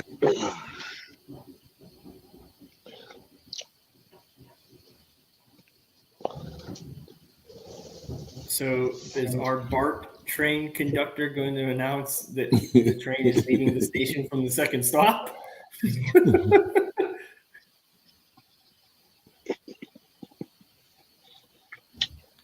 Yeah, the BART train leaving the second stop. Absolutely, because now All-Star break. Because everybody, I'm pretty sure everybody thought the Warriors was gonna lose. I'm sure of that. And so shout out to Jordan Poole too, because that boy out there doing this thieves. He's doing it like as he should. That's why we gave him his burger with cheese on top. You know what I'm saying?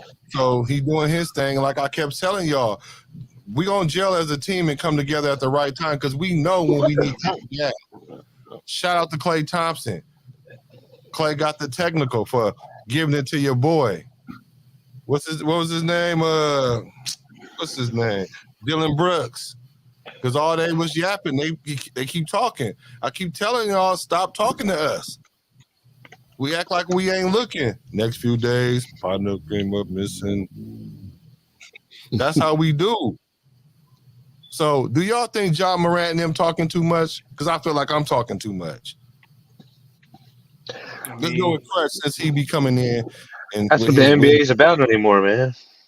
It is. Ja Morant gonna keep talking. Remember, he said he Black Jesus, so somebody gonna have to shut him up. I mean, he on some.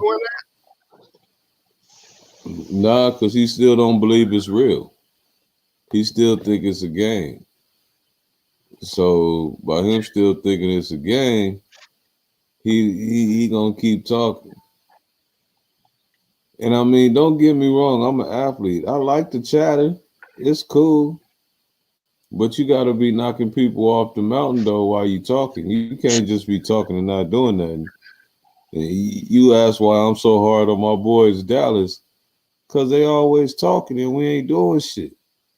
I'm tired of y'all niggas talking all the time and ain't doing nothing. You get to the playoffs and you can't shit. You in the middle of the ocean and you jump off the boat and can't even land on water. You landing on land and you in the middle of the ocean. What the hell going on? Shit, it's the same thing. I ain't mad about him talking, but knock him down. Yeah, I like the talking too, but it's a place where you do too much talking and you ain't backing nothing up. Talk about we on your block. First of all, John, let me tell you something. I don't know about no other blocks in the world, but I know if you come on any blocks out here in the 510, the 415, the 707, the 916, the 208, who else I'm leaving out? The 213, the 310, the 626, Yep. All the area codes in the elbow state. Do not announce. Do not announce that you're coming to the block. You're talking too much. You're doing too much talking, my guy, as they say in Florida. My boy, you're doing too much talking. So, Big Ja, do you think Ja Morant, because you said, it's the NBA, it helps with ratings. What'd you think about that Christmas game and Ja Morant and them? I don't get too wrapped up with regular season stuff, man. I mean, that's talking during the regular season. I mean, you gotta remember, I live in Philly, so I gotta listen to MB do it all year. So, I mean, and they get bounced in the second round every year. So, I don't think it means a whole lot. I think he just needs to continue to develop his game because he is a really good player. He's already I would consider him a superstar. But he just needs to do what he needs to do to, make his team better. Talking don't make your team better. I mean, guys they run their it's just they're going to talk regardless, man. They talk. I mean, even during the game, they do. But are they talking too much? I No. spelled too wrong too. I hate spelling that wrong. Hold on. No, because I thought they were. I thought they were legit last year. I mean, you're not going to recover from losing. They don't have two guards like Golden State does. So, losing Morant, you're not going to be able to recover from that and get through the playoffs. I think they're a legit team. Oh, they legit. I ain't gonna say they not legit. They for sure legit. But what I do know is. I mean, I know you don't want to hear it. I know you don't want to hear it, but I do think they can beat. I do think they can beat the Warriors. Yeah, anybody can beat us, but will they is the question. Anybody can beat us for sure. We got. My whole thing is this. This is why we win. Y'all come closer. Look, let me tell y'all why we be winning for real, though.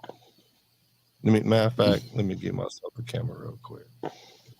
Let me tell y'all why we win. The simple reason why we win is y'all think that we are OGs, the game has passed us up. Y'all think that y'all underestimate us. Y'all overlook us, and just like this game that just passed, I know people.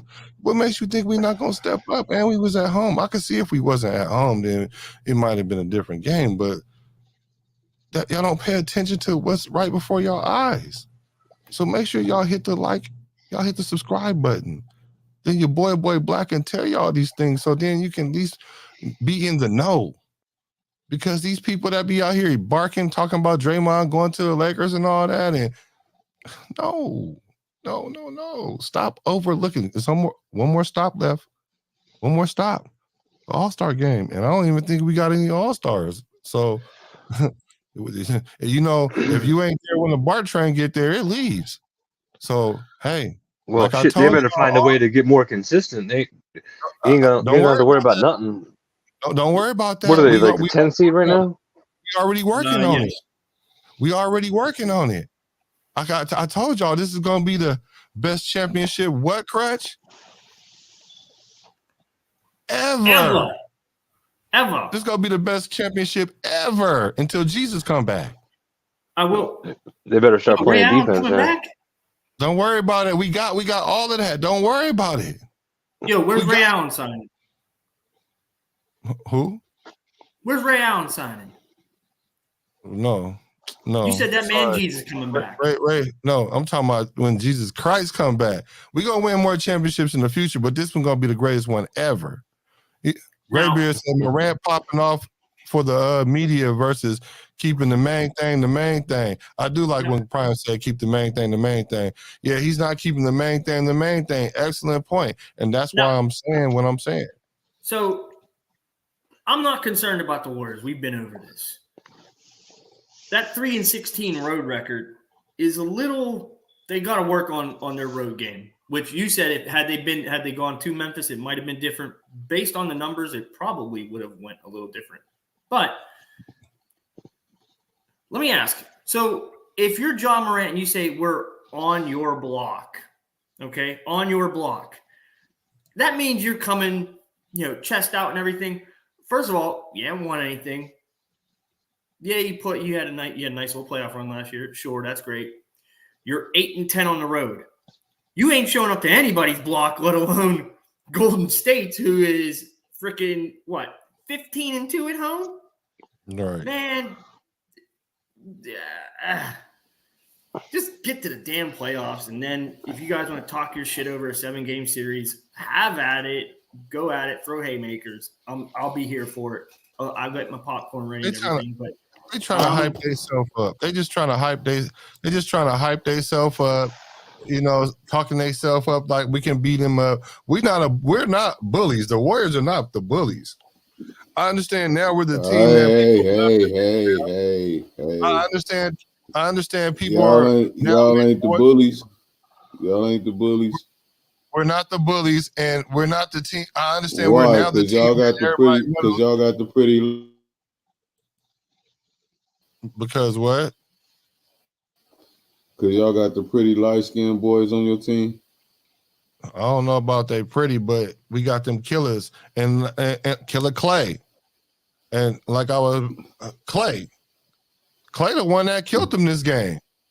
We're not the bullies. Well, I know we're the team that you don't want to like or you love to hate now.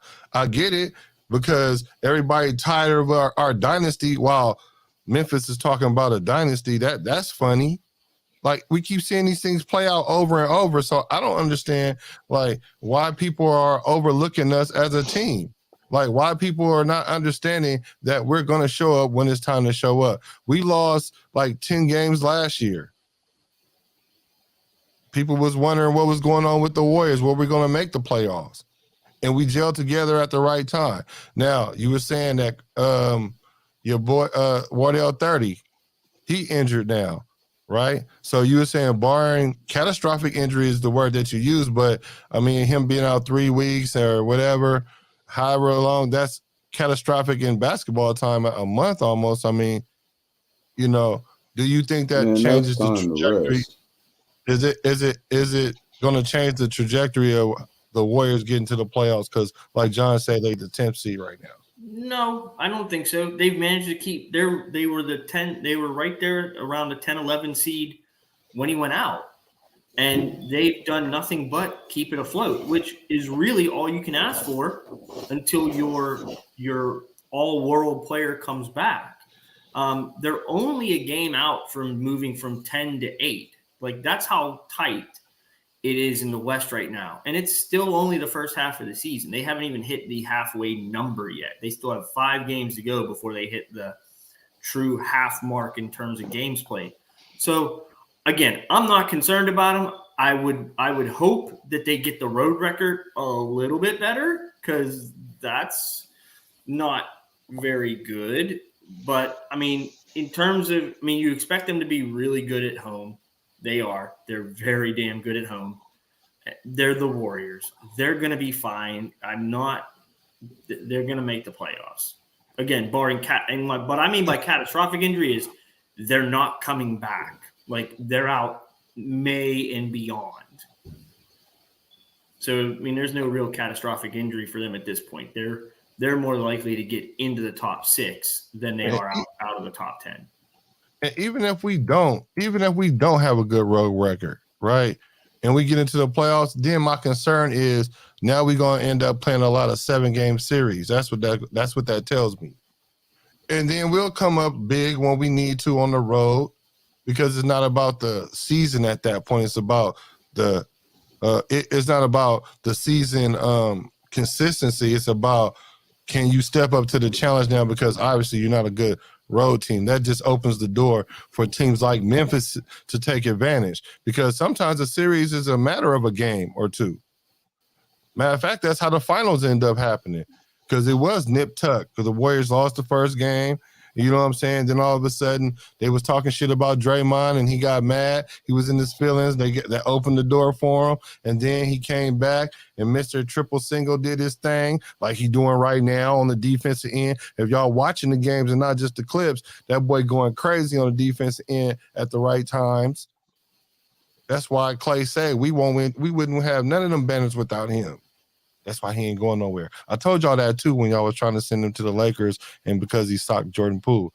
And you see Jordan Poole is falling right in line with his tight shorts and all. So, hey, everything is fine here and everything is good. But what I know is not fine is your boy Tua. Should Tua retire? That boy is in concussion protocol. And I ideas he was already flushing answered that question. He was flushing the pocket and he got injured on, I don't know, something fairly simple, but he land. I'm like, he lands hard. He don't know how to fall. Now this is 3 concussions, 2 technically, but 3 concussions in 1 year. Do you think he should retire, Big John?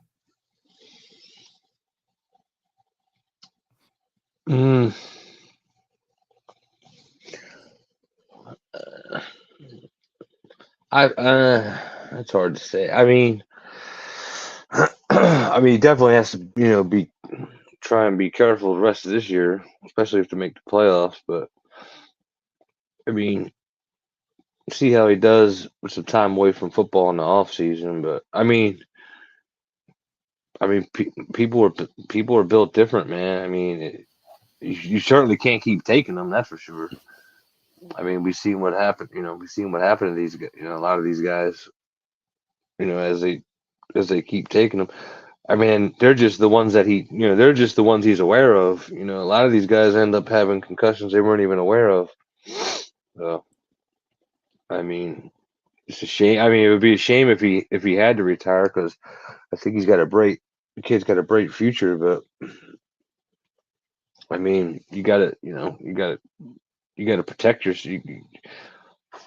Football is an extracurricular thing. I mean, granted, there's a lot of money involved, but that money ain't worth a shit if you ain't around to spend it. You know what I mean? Like, that's a tough call, man. I mean, I don't think I don't think if it were me, I don't think I would retire, but I'd have to be I'd have to be in that situation. So, I mean, that's a decision that he's got to make, you know, on his own, or, sit down with his family. Like, he's got to do what's best for him. If he's going to if he's prone to them, I mean, what are you going to do? It's not worth, to me. It's not, to me, I'm stubborn. Like I said, I wouldn't, but realistically, to me, it's not worth it.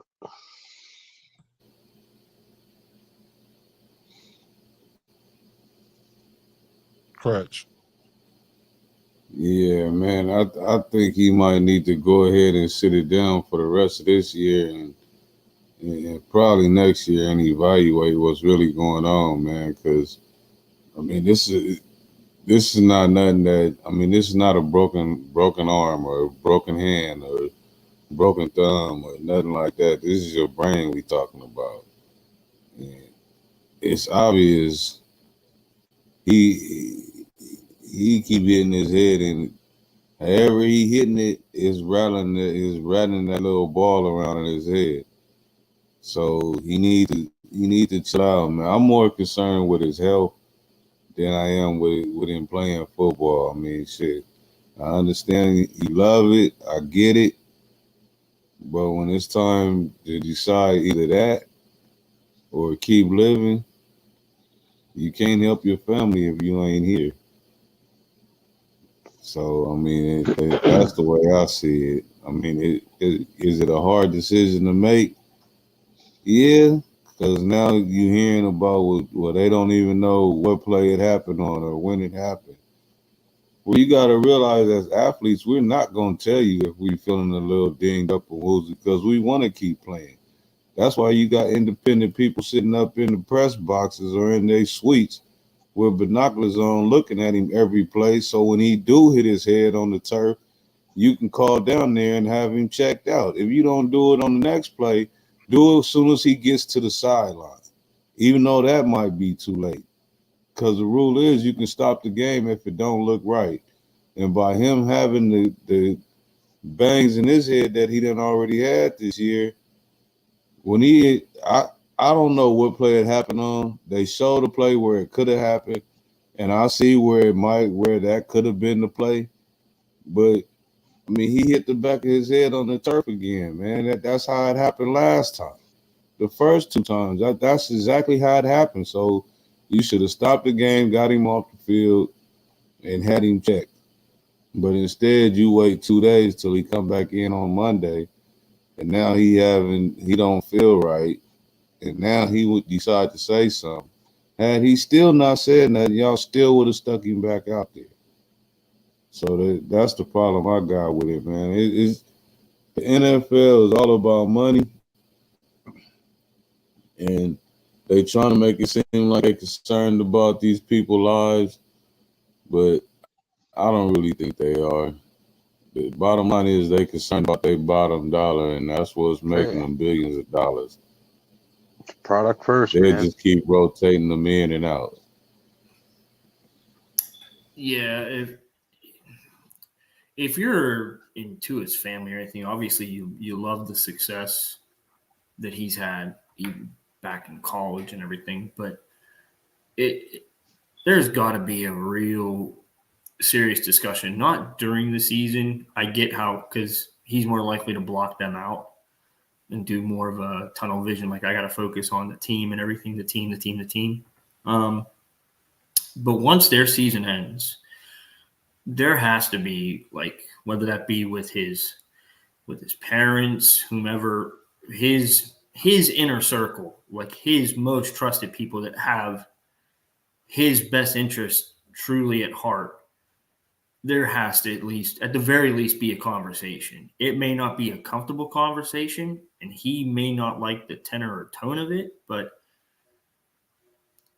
clearly someone has to say something to him where it's like, look, this could get a lot worse. Like what we saw in Cincinnati that Thursday night when we did that live stream, what we saw that night and everything afterwards, and you've seen the images, and did he come back too early and everything? He's putting himself at a very, very, very high risk. And I get him as an athlete. He's accepting of the risk, and that's why I get paid, and I fully know what I'm doing. That's great when you're living in the moment. But are you going to have these same thoughts in 10, 15, 20 years? Because I'm presuming you want to have a family. You want to build something that's bigger than yourself. Are you going to realistically be able to do everything that you have done to this point, and you've obtained life-changing wealth? It's not like, you're a billionaire or anything, but you've got a nice steady little bank account right now. You ain't worrying about your meals. You ain't worried about rent. You ain't worried about all that stuff. Do you want do you want to be able to spend time? Like, you hear these talks about football players going outside and saying, it hurts to even play catch with my kids. Like, I can't think of that. I wasn't built like that. I go outside and play hockey and catch and stuff with my kids all the time. I can't think of someone my age or slightly older than me that's now a retired athlete that can't do none of that. And that's what normal bumps and bruises. We're not even bringing in concussion and the long-term effects and what it does to your motor skills and everything. So I think he has the tough conversation has to be had, and it has to be had this offseason. I would hope he doesn't retire, but Tua should be the forefront example for young athletes and for all this stuff that they're doing with these motorcycle-looking helmets and everything to avoid that. What happened to him Like right there, national audience. It's unavoidable. He should be that face, that changing, that sign of progress. And I'm not so sure it'll happen. Yeah, well, it probably won't.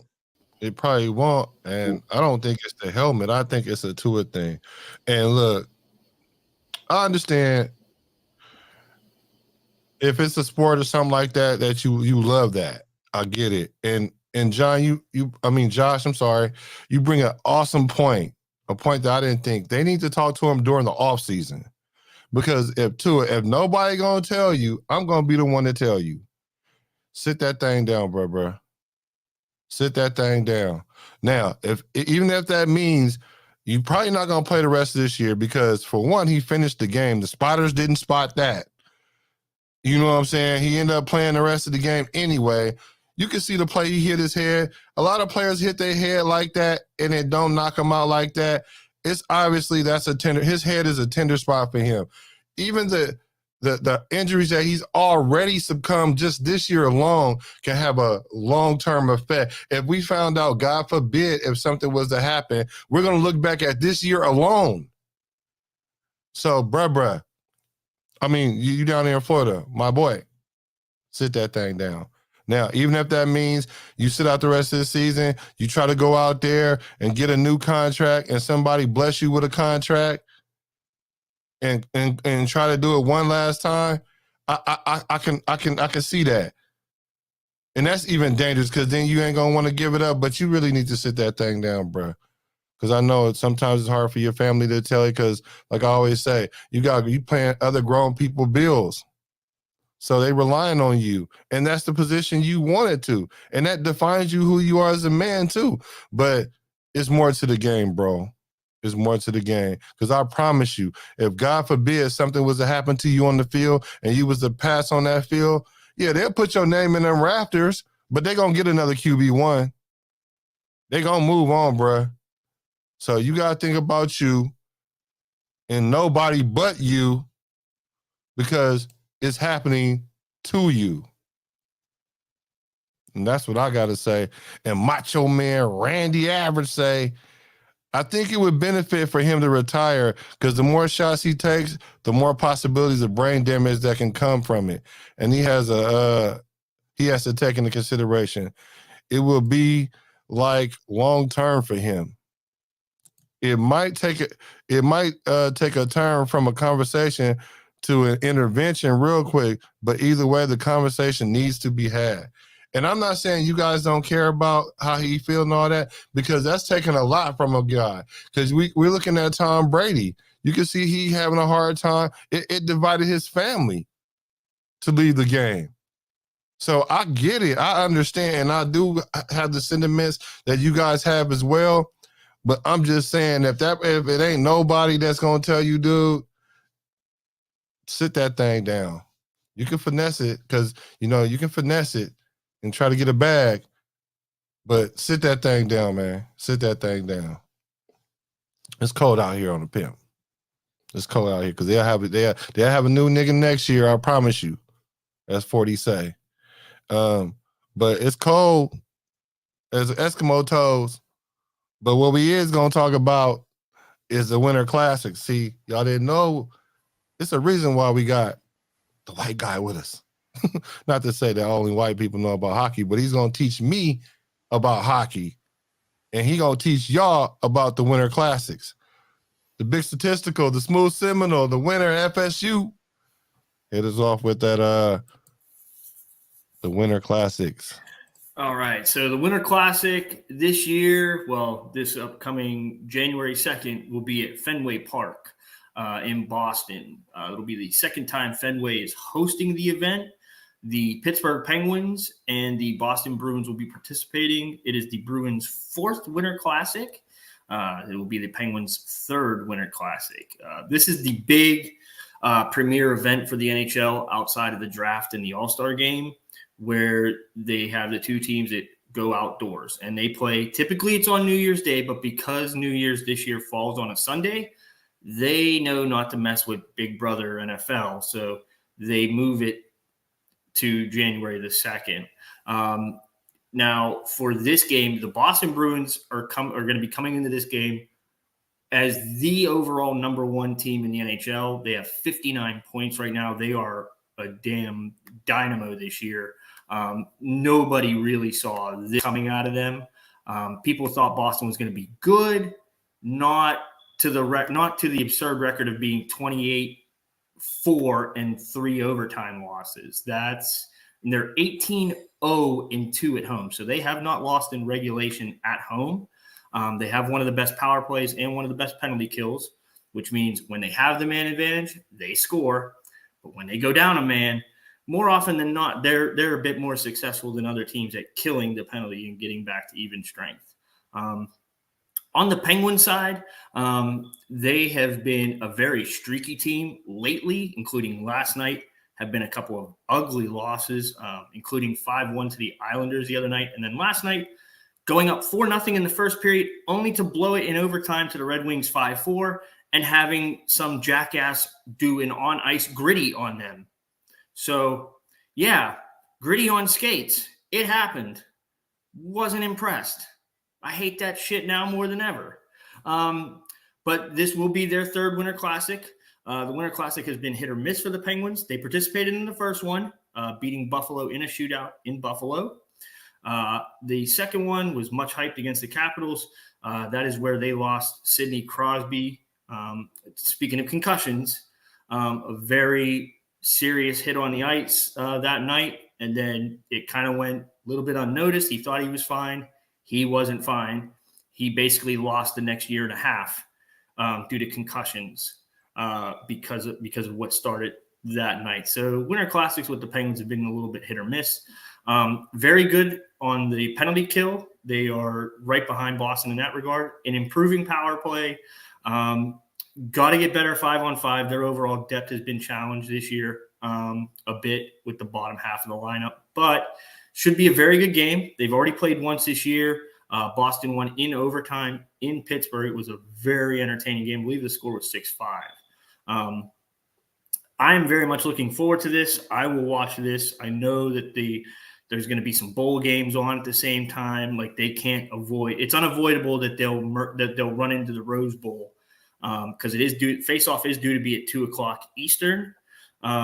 Sometimes though, the Winter Classic has to get delayed due to the glare from the sun hitting the ice. So you'll notice a lot of the hockey players will wear eye black out there. So they'll kind of look like football players in a sense. That's just to battle the glare that's coming right off of the ice into their face, courtesy of the sun. It should be a very good game. TNT has the broadcast. Again, puck drop is scheduled for 2:00, but depending upon the weather and everything, it could obviously be pushed back to later in the evening. But if you have some time, you don't feel like really watching the Rose Bowl because fuck Penn State. That's why. You should probably give the Winter Classic a watch. It's very, very entertaining. Now, admittedly, they do other outdoor games, but nothing is the spectacle of the Winter Classic. Yep, and there you have it. The Winter Classics. I will be checking that out because I was saying that you were going to teach me about it. John knows about hockey as well, so I want to be caught up on game 2 because I do want to be able to pull up to the San Jose Shark Arena and actually know a little bit more than I know right now. So SAP Center, the Shark Tank. But I know we've been teasing it, but that Winter Classic uniforms, they also come out with different jerseys for the Winter Classic. That review video should be out. And speaking of hockey, we've got some big things planned for this upcoming year.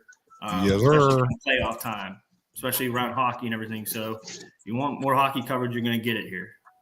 Yep. And don't worry, if you need teaching, just let me know. We're gonna do that. We're gonna do that. They're gonna help us. I do want to thank the new subscribers, the new official Up Gang that got us over 1,000. Going Up Gang on the lights, yeah. So thank you for Up Gang on the light. Thank you for subbing. Thank you for subbing. Let's see, Macho Man ready. Yes, thank you. Yeah. You got less than 2 days to get us to 1,200. Oh yeah, for the sugar. Yeah. Yeah, gotta get there. We gotta get there. But yeah, we want to thank y'all for that though, for sure, because it was a grind. But now it just means the fun's just now starting to begin. Man, Big John pulled up. He was a lot nicer than he should have been when it came to these Raiders, man. But it's part of the course. The whole thing's got me worn out, man. He's got a whole off season. We got to Well, get him. This is just the start. Yeah, you ain't gotta worry about it. We already know how it's gonna end up. It's the Raiders. It's got me so disgusted. You may not. It may be a while before you see me in any silver and black garb. Right. That's the whole thing. You got a silver hat on right now. Under Armour, bro.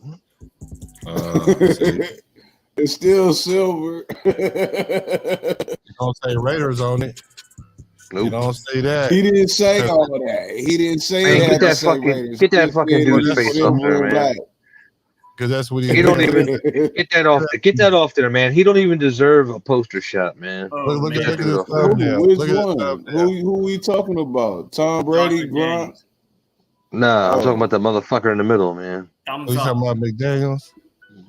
Fuck out of Yeah, here. look at the people asking Carr, what happened? Thumbs up. What happened, Carr? I want to pistol whip that motherfucker, man. I ain't kidding.